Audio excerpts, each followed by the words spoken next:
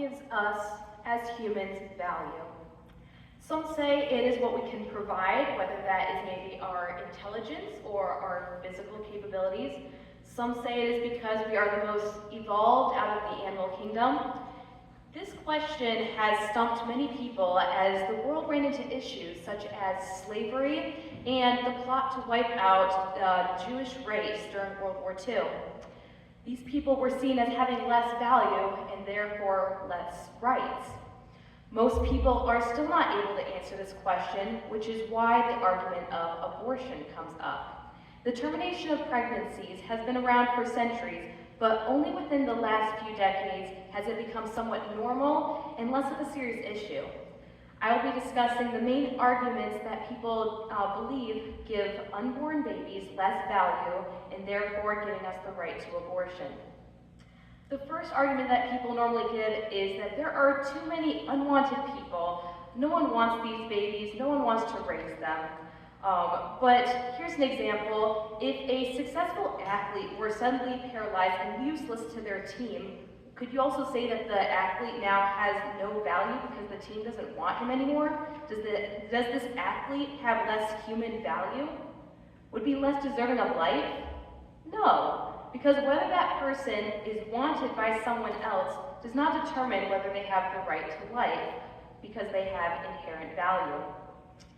What if there is no one to take care of these kids? Well, the American Adoption website answers this, quote, "While it is difficult to find the exact number, some sources estimate that there are about 2 million couples currently waiting to adopt in the United States, which means that there are as many as 36 waiting families for every one child who is placed for adoption," end quote.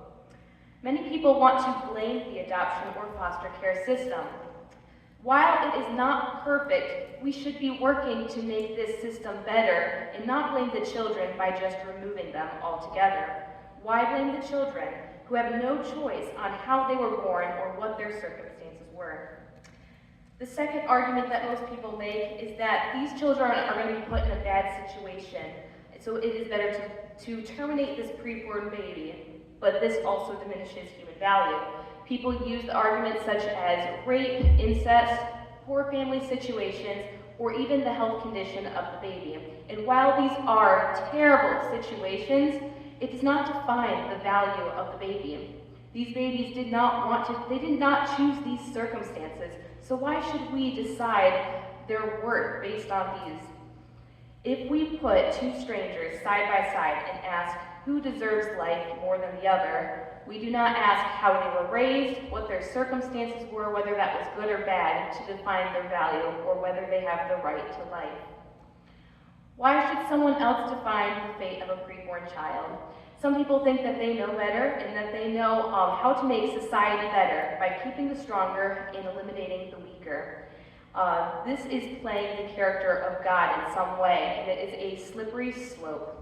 George Orwell, the author of Animal Farm and a lot of other classics, wrote about this dangerous mindset in his books. In one of the books, Animal Farm, the tyrant pig Napoleon quotes this: "All animals are equal, but some are more equal than others." This could also be substituted for people too. Statistics also say that a majority of abortions are not because of bad situations. The Charlotte Lozier Institute did a study in 2021 in the United States saying that 95 to 96% of abortions were elective. That means that the parents could have said, "This isn't good timing for me," or "I don't want kids," or even, "I just don't want this gender of the baby, I want something different." Only 0.4% of abortions were because of rape or incest. Now, what about the mother? This is the third argument. Many people argue that the right of the mother trumps the value of the baby, but this also diminishes our inherent human value. The biggest claim that people make is, "My body, my choice." But the choice to do what? Choose life or choose death? Who has the right to determine that? Especially when we are talking about innocent human babies, not guilty criminals. A mother's job is to protect, love, and raise her children, and that job starts as soon as her baby is growing, which is at conception. The Lozier Institute study also shows that only 0.03 abortions in 2021 were because of the risk of the mother. The baby is also not her body. It is temporarily in her body, that is true.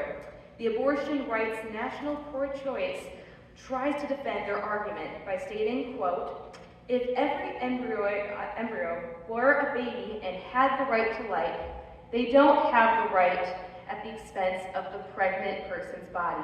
No one has the right to use another person's body to survive. The government doesn't force healthy people to donate blood, marrow, or organs to people who would otherwise die without these. Nor does the government compel parents to donate these items to their children." And this is partially true. However, a 2-month-old baby needs to survive with another person. So does a bedridden patient. They need someone else to survive, to help them. But that does not diminish their value just because they're dependent on someone else. Also, the organs are part of the mother. That is her DNA. The baby is not. It has its own DNA, its own human worth. And so to conclude, abortion diminishes our inherent human value. Some argue that the value comes from whether we are wanted or not. Some argue that it is because of the situations we're put in, whether that's good or bad. And some argue that the mother is more valuable, giving her the right to kill her baby or not.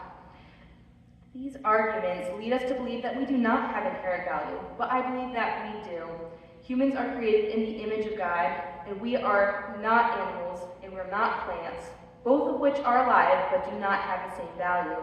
Everyone is special and has a purpose to their existence.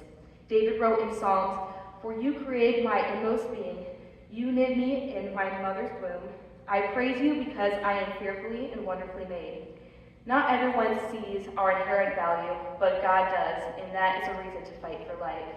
Thank you.